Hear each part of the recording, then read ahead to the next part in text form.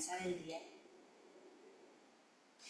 Entonces hoy, para comenzar esta enseñanza y conectarla con lo que veníamos, quiero que hagamos una actividad primero. Entonces aquí mi hermana Susana va a darles una lanita y necesito que si puedes venir un momentico ahorita ahí, porque estamos completas, háganse de a dos y cojan una cuerdita. Entonces lo que estamos haciendo aquí ya les voy a mostrar acá por uno de los...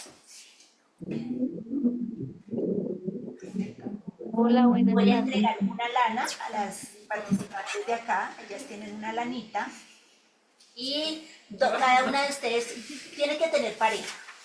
O sea, tienen la lanita, pero tienen que tener pareja. Queda una sin pareja.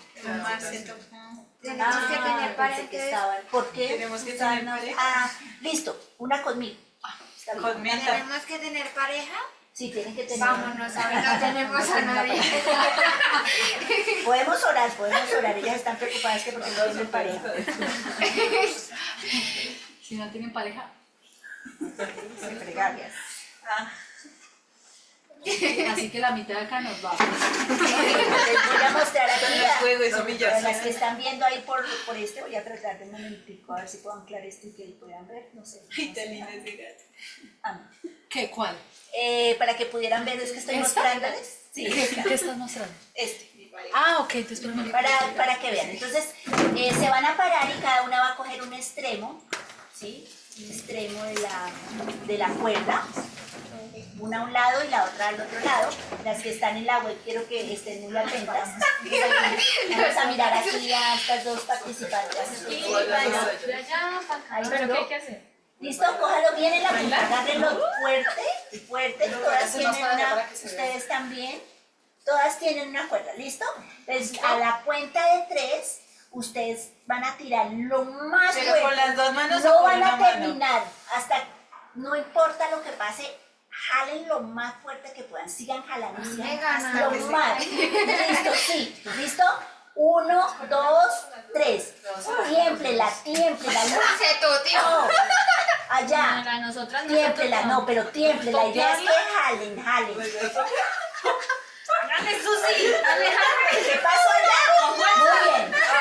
Yo voy. No se Todas, ok, listo. Siéntese. Muy bien. Gracias. Vuelvo a jugar. Gracias. Bueno, esa era la idea. La idea era romper. Del ejercicio, sí. La idea era romper. Listo.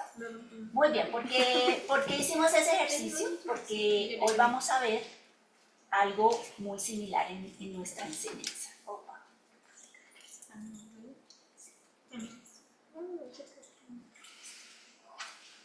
Muy bien, entonces nuestro pasaje de hoy es Colosenses 3:18 al 4:1. Colosenses 3:18 al 4:1. Entonces, por favor, les invito para que todas vayan allá a la escritura y busquen el pasaje. Bien. Y dice así: casadas, estad sujetas a vuestros maridos como conviene en el Señor. Maridos, amad a vuestras mujeres y no seáis ásperos con ellas. Hijos, obedeced a vuestros padres en todo, porque esto es agradable al Señor. Padres, no exasperéis a vuestros hijos para que no se desalienten. Siervos, obedeced en todo a vuestros amos terrenales, no sirviendo al ojo como los que quieren agradar a los hombres, sino con corazón sincero, temiendo a Dios. Y todo lo que hagáis, hacedlo de corazón. Yo creo que el micrófono está abierto, que se oye el eco allá. Sabiendo que del Señor recibís la recompensa de herencia, porque a Cristo el Señor servís. Mas el que hace injusticia recibirá las injusticias que hiciere, porque no hay acepción de persona. Amos, hacer lo que es justo y recto con vuestros siervos, sabiendo que también vosotros tenéis un amo en los cielos. ¿Listo? Muy bien.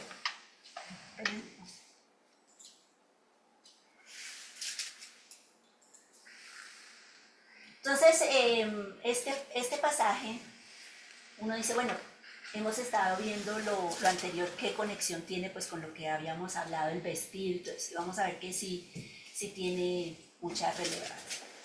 Primero yo quiero recordarles que en el principio dice Génesis 1, 27 y 28,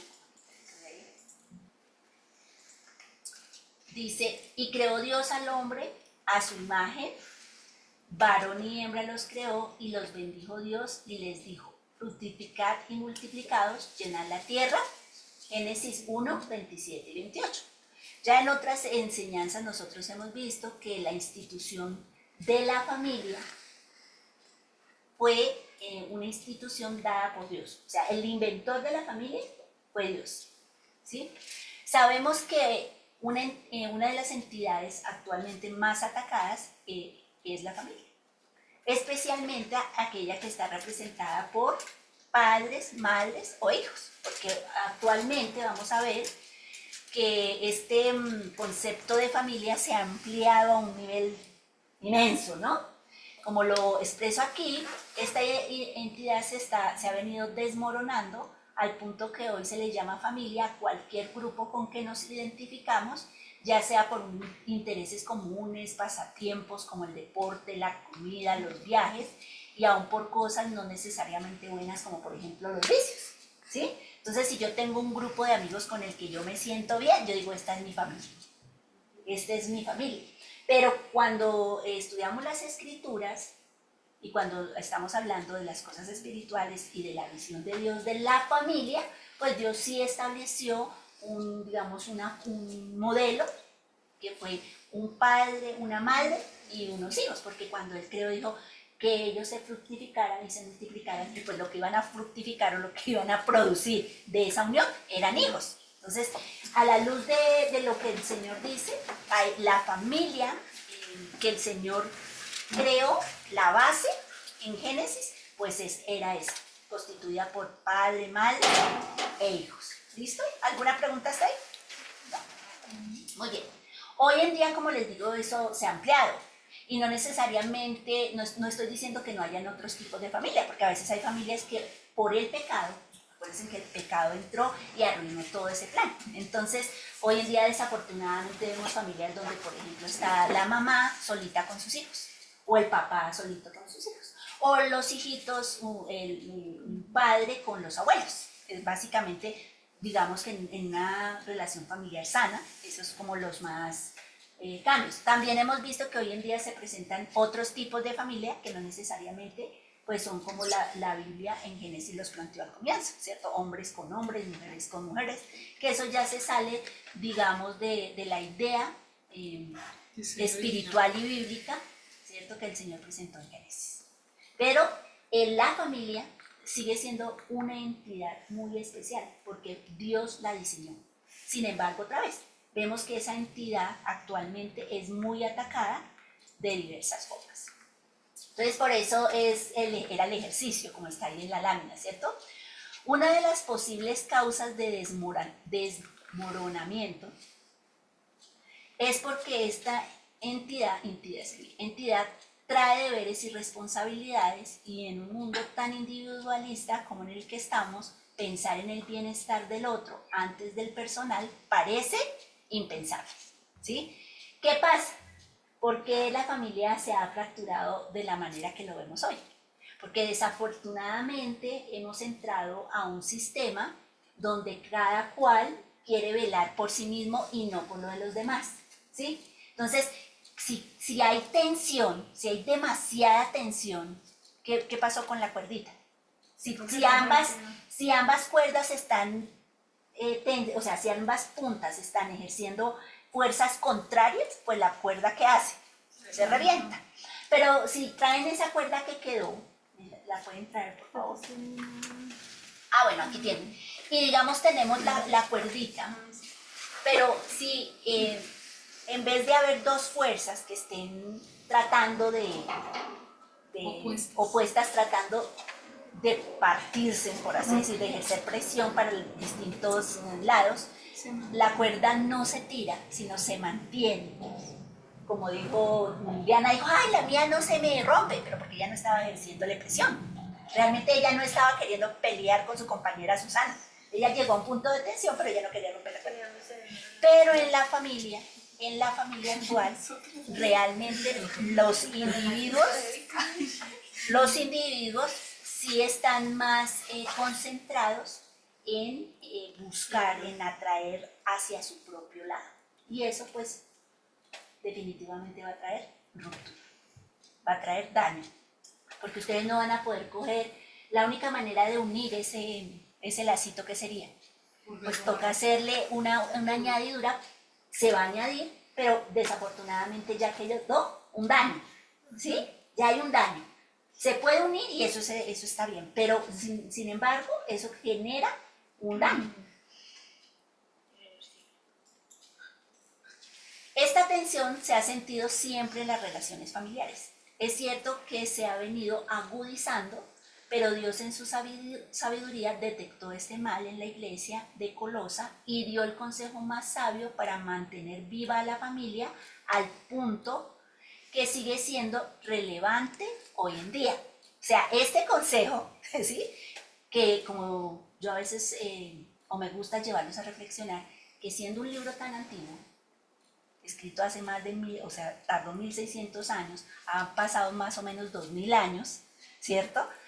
Y nosotros seguimos encontrando riquezas que se aplican a nuestra actualidad. Entonces, por eso nosotros sabemos que ese libro no fue escrito por hombres, sino que realmente ese consejo lo dio Dios y que de generación en generación, no importa lo modernos y actualizados que estemos, siempre van a funcionar esos principios. ¿Listo?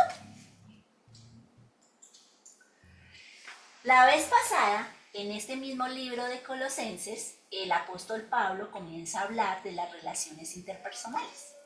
Ya ha mostrado las cosas que más las destruyen, como eran que en la enseñanza de Jennifer, el Señor dio un consejo, dijo, pero dejad también vosotros todas estas cosas: ira, enojo, malicia, blasfemias, palabras deshonestas de vuestra boca, no mintáis los unos a los otros, habiendo despojados del viejo hombre con sus hechos. Miren que todas esas cosas que están ahí, que está diciendo, y ya en la clase pasada hicimos toda la figura de cómo esas acciones pertenecen a una vida que ya no nos pertenece porque nosotros somos gente resucitada y nueva. Entonces dice, quítese, despójese de ese viejo vestido, porque esas cosas, mire, tan puntuales, si nosotros hacemos que nos quedamos un poquito quietos y hacemos un análisis en nuestros hogares, ahí cierren los ojos y piensen un poquito en sus hogares como con sus padres, con ustedes como hermanos, díganme si esas cosas cuando las hemos hecho dentro de nuestros hogares no han traído destrucción, desánimo, dolor, cosas totalmente negativas. Abran los ojos. ¿Sí o no? Sí. ¿Está equivocado el Señor al decir despójesen de estas cosas? No. Podemos entonces ratificar realmente que cuando Dios nos da un mandamiento, realmente lo que Él quiere es cuidarnos y protegernos, porque Él sabe que si nosotros hacemos esas cosas, pues el daño que vamos a recibir de parte y parte será negativo. Entonces el Señor, mira que ya estaba planteando y dejando, bueno, despójese de esas prácticas porque realmente en el contexto de gente resucitada eso no va a ayudar. Pero la gente resucitada debe vivir como seres resucitados, ¿cierto? Entonces el Señor nos pide que recordemos que el lenguaje bíblico de vestirnos representa ¿qué? Una nueva manera de vivir coherentes con la condición que tenemos como gente resucitada. Y en el cuadrito que está ahí, vimos esas prendas que aún hicimos la clase pasada del ejercicio, de recortar las prendas, y la idea era que después de recortar la muñequita, detrás de cada prenda de pronto colocáramos una de estas características. Ahora cierren los ojos y piensen un poquito, cierren ahí los ojitos y piensen cuando ustedes han sido benignos, humildes, mansos, pacientes, se han soportado, se han perdonado, han usado amor, han sido agradecidos. Cuando la palabra del Señor ha estado allá en sus corazones dándole consejo, cuando ustedes han hecho las cosas para agradar al Señor y no a los hombres, ¿eso ha traído paz o no ha traído paz? ¿Se han sentido gozosos o tristes? Muy bien, abran los ojos. Entonces, ya el Señor nos dijo las prendas con las cuales nos debemos vestir. Pero, ¿cómo conecta eso que ya vimos con la enseñanza que sigue acá en el capítulo 3? Si somos gente resucitada, gente que ama a Dios, ¿cierto? Gente que tiene una nueva naturaleza, entonces eso va a alcanzar o va a afectar el resto de las relaciones, o esos principios afectan la relación más importante de los seres humanos, que es la familia, ¿sí? Por eso comienzo hablando de la familia, porque aquí va a conectar en el sentido que como gente resucitada que hace todas las cosas, que debe hacer todas las cosas para el Señor, la forma en que nos relacionamos dentro del hogar también debe reflejar eso. O sea, parte de la voluntad de Dios es que nosotros nos reflejemos esa vida resucitada en nuestro matrimonio o en nuestra familia, en general en nuestra familia. ¿Sí? O sea, somos gente resucitada. No podemos decir somos gente resucitada, pero nuestra familia o mi relación con mi esposo o mi relación con mis hijos, esa no entra en esta vida resucitada. Entonces voy a dejar los principios de Dios a un lado y vivo como quiera.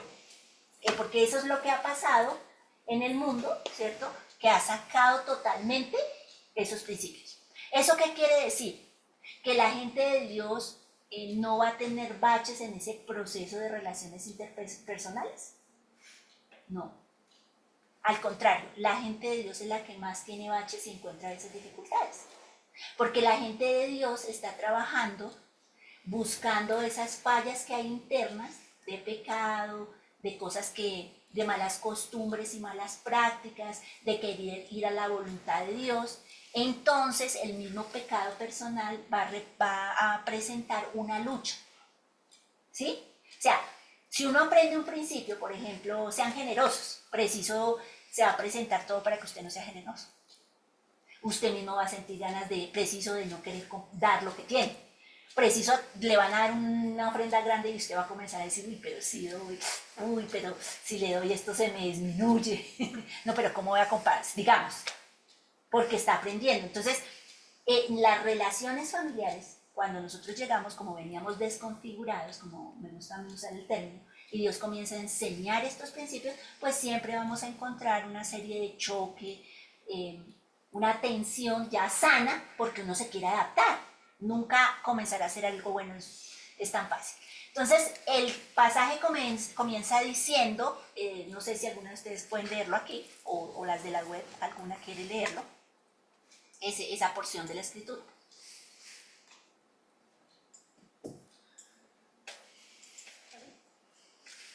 Esta que está ahí. Esposas, sométanse a sus esposos, pues este es su deber como creyentes en el Señor. Esposos, amen a sus esposas y no las traten con aspereza.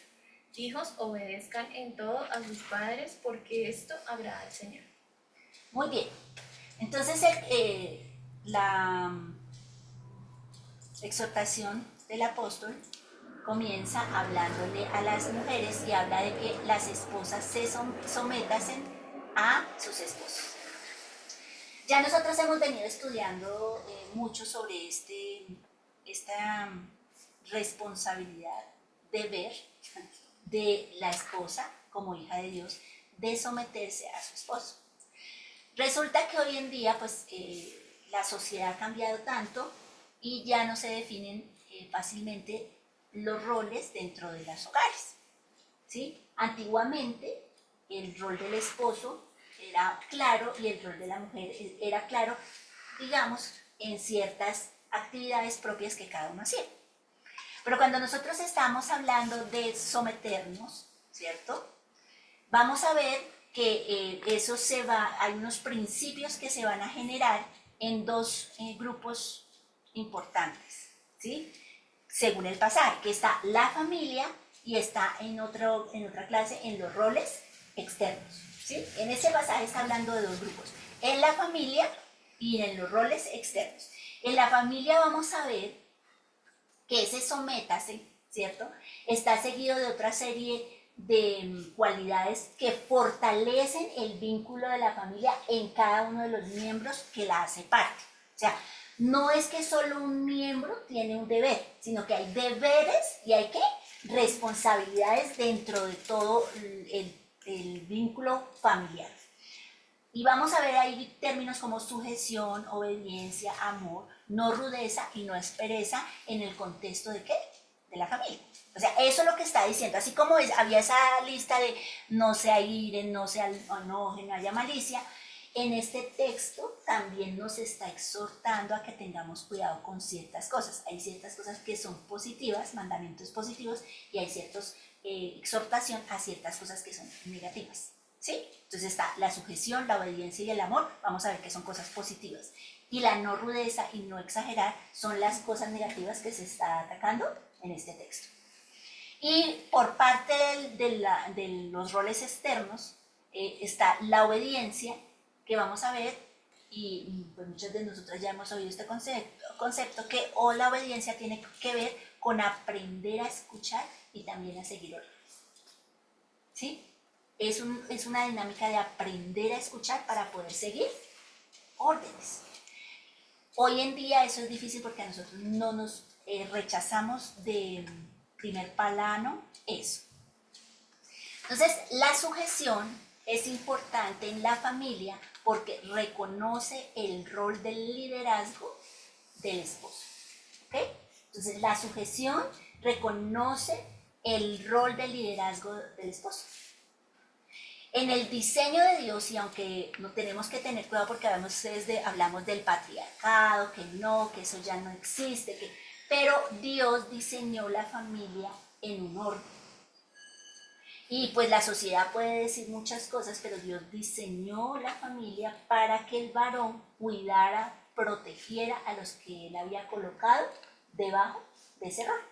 Desafortunadamente eso no se ve hoy en día como debiera verse, ¿sí?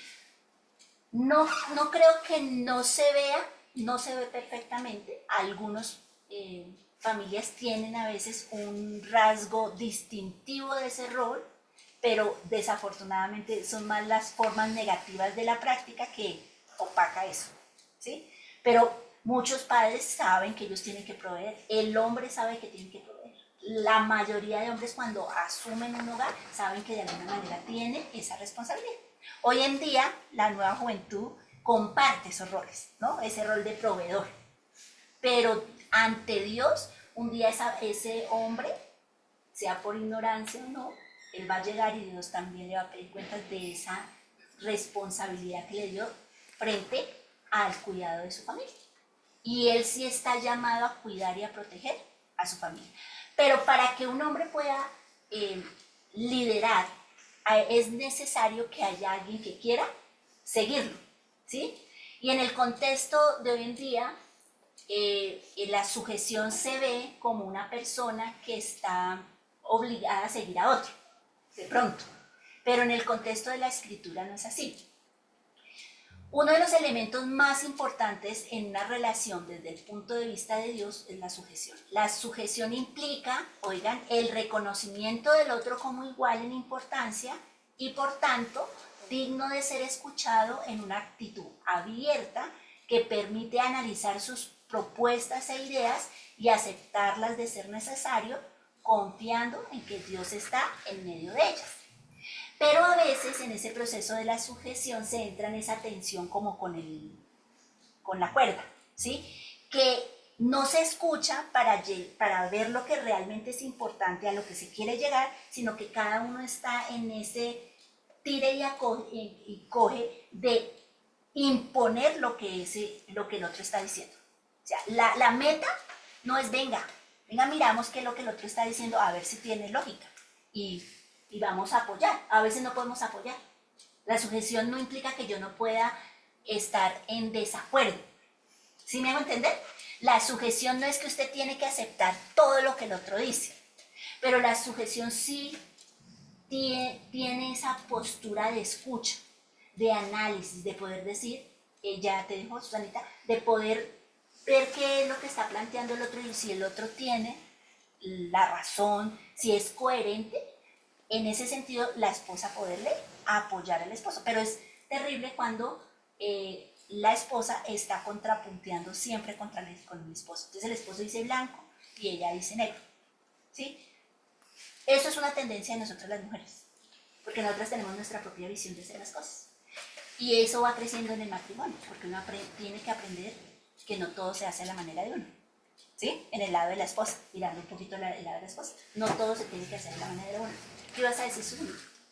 Que me parece importante ahí reconocer que la esposa ni el esposo debe obligar al otro a hacer su rol, ¿sí? O sea, porque es como el esposo pedirle que te sujetes a mí, eso no debe pasar. Realmente cada uno debe tratar de trabajar en su rol y como enfocarse en su rol, ¿sí? Porque a veces se tiene esa digamos que, no sé si mentira o tendencia de que sujetarse es que el otro me obligue, ¿sí? Y eso hay que tener cuidado, porque en realidad el hombre no está, o el hombre o la mujer también, o sea, porque también lo hace la mujer, no está en posición de juzgar al otro porque no haga o haga su rol, sino que en realidad está en la posición de decir, yo tengo un rol que Dios me dio y tengo que encargarme de él, ¿sí? Y mi esposo muchas veces me decía eso, y eso me hizo entender mucho de que en realidad yo soy la que me sujeto a él, ¿sí me entiendes? Porque entiendo quién es Dios y quién está por encima de mi esposo, ¿sí me entiendes? Y también entiendo el papel que él tiene, pero eso ayuda en el proceso porque en nuestra mente hay un choque y antes de conocer al Señor, sujetarse es algo que uno le huye, ¿no? Al tema, pero es cuando se reconoce quién es Cristo que en realidad se empieza a ordenar como esas posiciones. Ok, sí, eso es lo que voy a explicar aquí a continuación. Entonces, la propuesta del Señor en cuanto al liderazgo del hombre es que él pueda guiar y proteger a los suyos en dependencia con el Señor, al considerar los principios que ya mencionamos para que ese liderazgo sea en base al amor. Acuérdense que nosotras aquí en el contexto de lo que estamos hablando de un contexto donde ya el Señor es el Señor de nosotros, ¿sí? Entonces, el esposo no estamos hablando de una persona que no tenga temor del Señor, sino estamos hablando de una persona que también quiere crecer en su relación con Dios, que quiere asumir ese rol que el Señor le ha dado. No estamos hablando de personas que realmente no tienen clase de conocimiento. Entonces, esta sujeción reconoce los roles, lo que estaba diciendo Susana, los respeta y asume los propios, viéndolos no como una competencia, sino como una forma para lograr los mejores resultados dentro de las relaciones familiares, ¿sí? Por eso estamos hablando que aquí lo que Dios está queriendo hacer es ayudarnos a combatir el pecado propio que está en nosotros, recordando esa nueva naturaleza y ese nuevo nacimiento que hemos tenido y asumiendo con ánimo pronto una visión correcta de esos roles familiares, no como una competencia. Y cerrando con lo que, gracias Susi decía, es una acción voluntaria, no impuesta a la fuerza, implica orden, no inferioridad. Nosotros luchamos mucho con eso de sujetarnos, de poner que alguien esté sobre nosotros, pero en la sociedad eso es lo más normal. O sea, si una sociedad no tuviera ese orden de sujeción, pues la sociedad sería un caos total. Eso es por eso en muchas áreas de nuestra sociedad hay caos, porque cada cual quiere hacer lo que le venga en gana, pero no se sujetan a esas directrices dadas por Dios de roles de liderazgo. Si usted entra a una empresa y tiene su jefe, Usted tiene que sujetarse de alguna manera a su jefe, voluntariamente, porque él no lo va a obligar a usted, o ustedes llegan allá y los obligan. No, usted va y se somete voluntario a hacer ese trabajo. Gústele o no, así, gústele o no, usted se somete voluntariamente. Entonces, lo que el Señor está diciendo, mira, es bueno tener esa actitud de reconocimiento que si Dios ha puesto a un hombre, un líder, para cuidarnos y protegernos, pues también nosotros tengamos esa actitud de ayudarle. Otra vez, yo no estoy diciendo que la sujeción implica que si el esposo va a hacer algo que no es de acuerdo, entonces nosotras no hagamos nada, no. Pero sí reconocemos y tengo que decirles que el hombre no va a comenzar a hacer ese ejercicio de liderazgo de una manera perfecta, ni nosotras tampoco vamos a someternos de una manera fácil, porque la tendencia de nosotros siempre va a haber esa tensión que les digo. La idea es que a medida que aplicamos todo esto que el Señor nos está enseñando, ¿cierto? De ser mansos, misericordiosos, pacientes, de cuando la cuerda se quiere poner en tensión, pero al menos uno cede, pues la cuerda no se rompe. La cuerda se rompe cuando los dos se ponen en tensión, pero cuando uno cede, pues la cuerda no se rompe. Y en la vida de la familia a veces vamos a ver que no solo ceden los esposos y las esposas, sino que también los hijos entran en eso, porque los hijos también pueden generar tensión para romper esa familia, no solo los esposos, ¿listo? Entonces, la sujeción no es algo malo, es un orden que el Señor nos ha dado, es la oportunidad también de permitir que Dios haga lo que Él quiere hacer en ese hombre, en su rol de protector, de proveedor. Darnos, permitirnos como mujeres, a pesar de lo que oímos, no es que yo esté diciendo que las mujeres no seamos capaces, aquí tampoco está ese término, ¿sí? La sujeción no tiene que ver con incapacidad, sino que si a Dios nuestro Padre le plació también colocar a alguien que nos pueda cuidar y proteger, ¿por qué no permitírselo? Yo no estoy diciendo que sea fácil, ¿sí? No es fácil, pero uno va aprendiendo que sí es posible que a veces lo protejan a uno. Y también uno experimenta desafortunadamente momentos donde uno ha querido esa protección y no la ha recibido. Eso es normal porque otra vez estamos en contextos de imperfección, pero caminamos hacia la voluntad de Dios. Entonces no es que el pasaje o Dios esté enfocado solo en la mujer, mire lo que entra a decirle al hombre, ¿cierto? Dice, esposos, amen a sus esposas y no las traten con aspereza. Amen viene del verbo ágape, está conectado con el ágape, no es un amor filial, ¿sí? No es un amor erótico, sexual, sino este amor tiene que ver con ese amor poderoso, que dice ahí que elige actuar en beneficio del otro, incluso si no hay una reciprocidad emocional inmediata. O sea, la idea es que el esposo, y por eso cuando el esposo ama, le facilita a la mujer la sujeción. Porque si uno realmente ve que el esposo te quiere proteger y cuidar, pues uno quiere someterse también, porque es voluntario, no es obligado. Si yo veo que mi esposo está queriendo protegerme, que está queriendo guardarme, amarme, pues es fácil someterme, porque yo sé que él está buscando mi bienestar y va en concordancia con lo que mi Padre Celestial dice. Pero si la persona no lo hace y es rudo, es áspero, pues eso va a ser difícil. Dice el término acá que dice, no se significa volverse amargo, irritado, rudo o resentido, ¿sí? Eso es lo que significa en una persona áspera. Es una persona que tiene amargura, que está resentido, que es rudo, que está... Y resentido porque mira que estamos hablando de que si la esposa, y en el contexto si el Señor comienza hablándole a la esposa, si ve que comienza hablándole al esposo, no dijo esposo, sino a la esposa, que se sujetara, es muy posible que por todas esas enseñanzas que habían estado recibiendo, malas, de los gnósticos y todo, ellas estuvieran tratando de vivir una vida liberal y de pronto sobrepasar el orden establecido de Dios en el hogar, y entonces eso estaba trayendo fricción. Y pues como la idea no es la fricción, sino lograr la armonía, el amor, la unión, por eso les exhorto primero. Y luego también tiene para los esposos. Pero como las esposas de pronto estaban en esa actitud, pues los esposos, ¿qué estaba pasando? Se estaban resintiendo, se estaban amargando y estaban reaccionando de una manera áspera. Y el consejo es cuidado. Porque en lo anteriormente dicho, en el vestido que yo me puse blanco, estaba el perdón en la lista. ¿Cierto? Dice, perdónese, sopórtese.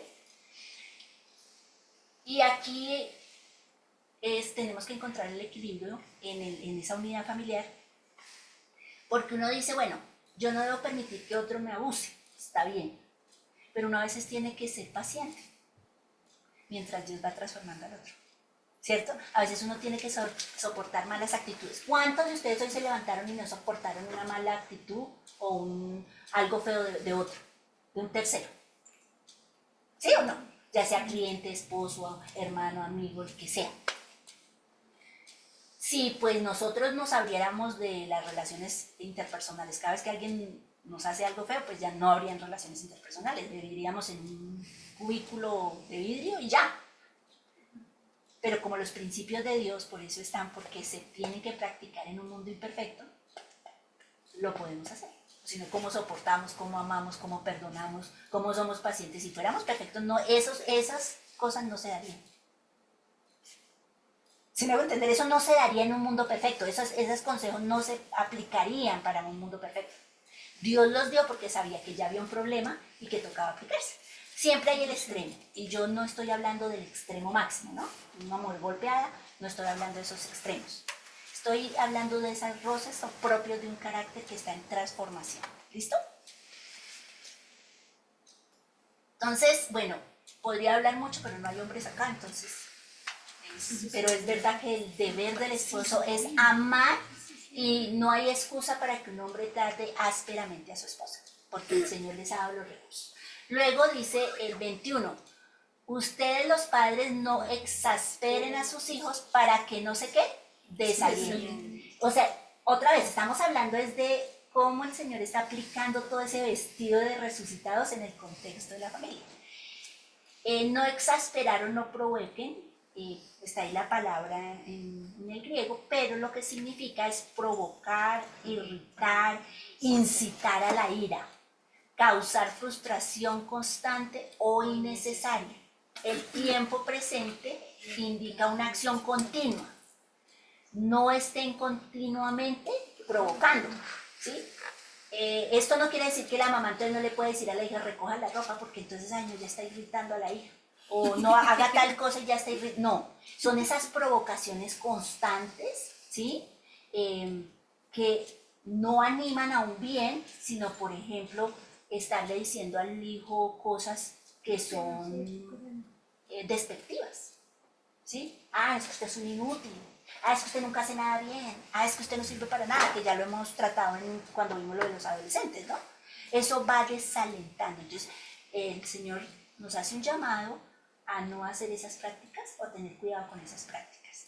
Dice, para que no se desaliente, significa perder el ánimo, desmoralizarse, desalentarse, deprimirse.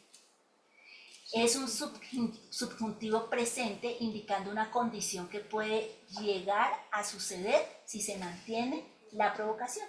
Entonces a veces los muchachos sí están en una condición, ¿cierto? Deprimidos, están mal emocionalmente porque los padres están exasperándolos continuamente. ¿Preguntas hasta ahí? ¿No? Muy bien.